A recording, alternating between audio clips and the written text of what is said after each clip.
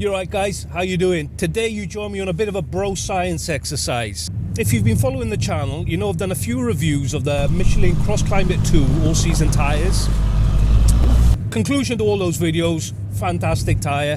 Link in the video description if you want to see those videos. In the comments of those videos, some people were saying that I didn't do anything about the fuel economy on the Cross Climate 2, what effect it had. And they said I should have, because the Cross Climate 2 can heavily impact the fuel economy of a car. So honestly, I didn't even really consider doing anything on that. I thought the difference would maybe be something that couldn't be measured. The difference would be so small.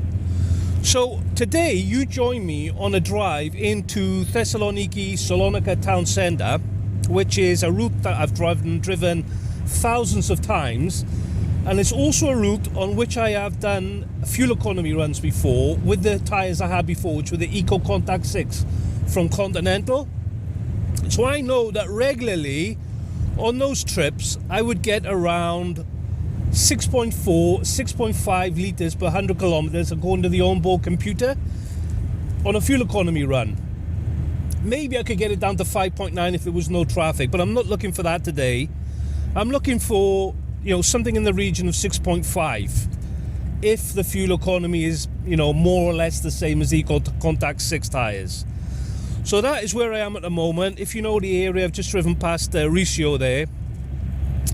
I've timed it, I've reset the trip where I normally reset it. And at the moment I'm getting 6.5 litres per 100 kilometres, which is probably where I'd expect it to be at this point. So what I'm going to do now is I'm going to put it on a time lapse, and maybe I'll do a couple of updates on the way there. At the moment, before I leave you, we have got 6.1 litres per 100 kilometres. And for the next sort of 10 kilometres, we are on motorway. So I expect that to get down into the late to mid fives.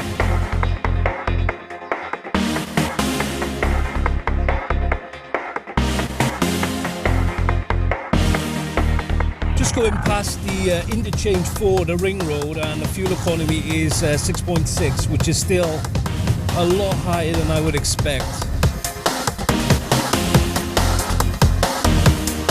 This is the end of the motorway here, and we're coming into the city, and the fuel economy is only at 6.4.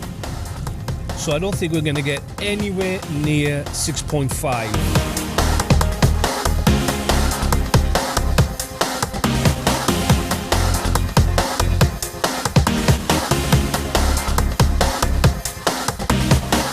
We're coming up to the end of the route here, and the computer is telling me the fuel economy is 7, and I expect by the time we get to the destination, the next sort of half a kilometre, that's going to be up to 7.1.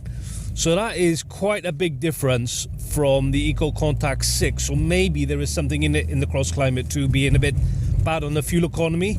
However, having said all that, there was a massive headwind against us tonight. Probably about 20 kilometers an hour going up that motorway stretch. So I think that would have badly dented the fuel economy as we came into the city. So I think what we're going to do is we're going to do another run. All right, guys. So this is day 2, same procedure again. This is towards the start of the route. At the moment, it's giving me a 7.5, which is, I don't know, seems a bit high, but it's going down anyway. So we'll see where it is. Headwind today is a bit less than it was yesterday, so that should help.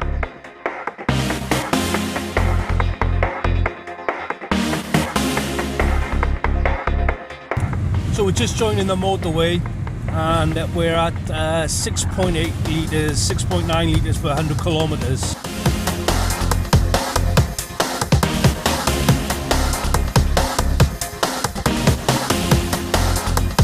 So we just come to the end of the motorway there, and I've got it down to 6.3 at the moment.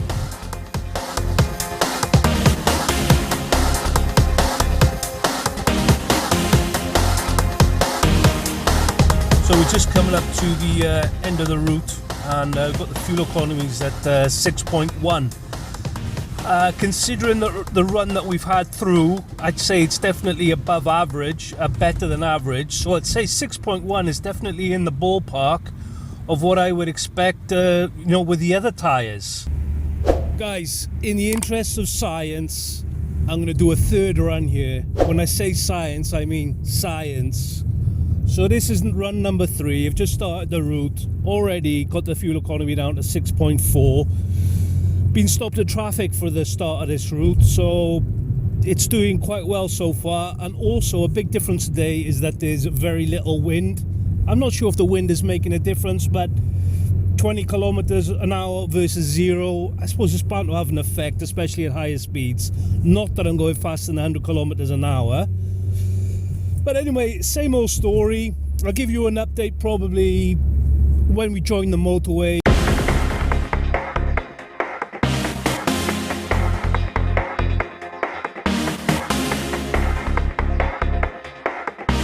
So just coming up to the end of the route now, and we've got 6.4 litres per 100 kilometres. Okay, I'm back in the office now, and I've just written an article on this fuel consumption comparison.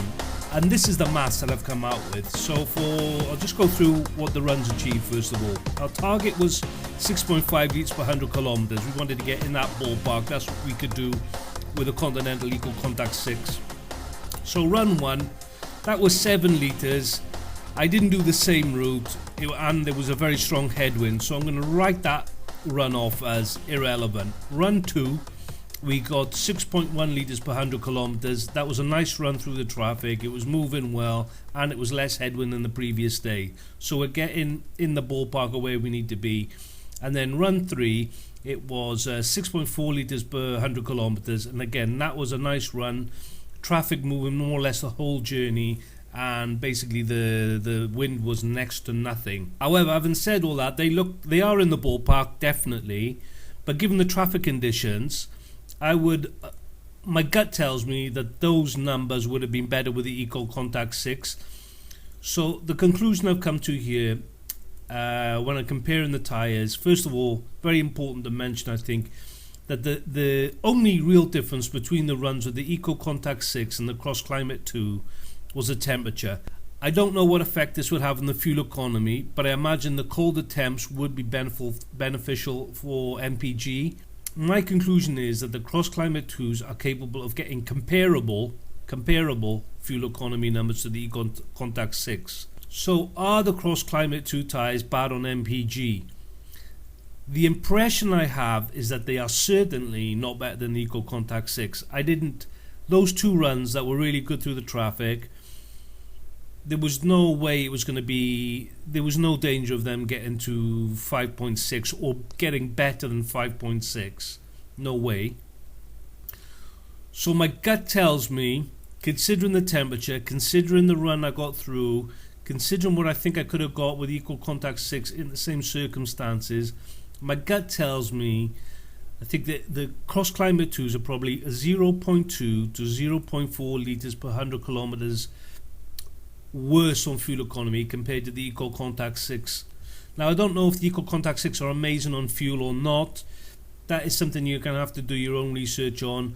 How does the EcoContact 6 compare to the tyres you've got in your car at the moment? So what does this mean in dollar terms? Just to put that into a nice little ball to sum it all up. For me, the way I drive on the roads I drive on and the way I drive in the car I drive, for me this equates to around the Cross Climate 2 tyres being around 3 to 5% worse on fuel economy than the EcoContact 6. Is the MPG a deal breaker for me?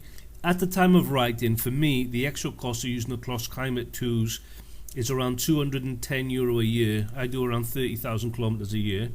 For the all-weather performance, including their snow performance, and considering how good they are in hot conditions, I think the Cross Climate 2s are still the choice tyre over the EcoContact 6 tyres. But where I am, the climate is basically warm and dry. If you live in a wet country or with colder temperatures, then the benefits of the Cross Climate 2 are probably going to be more for you than they are for me. That is my very bro science review of the Cross Climate 2s for fuel economy. So that's the video, guys. Thanks for watching. Hope it's helpful. As always, if you like the video, please like it, please subscribe, look after yourselves, and I'll see you again next time.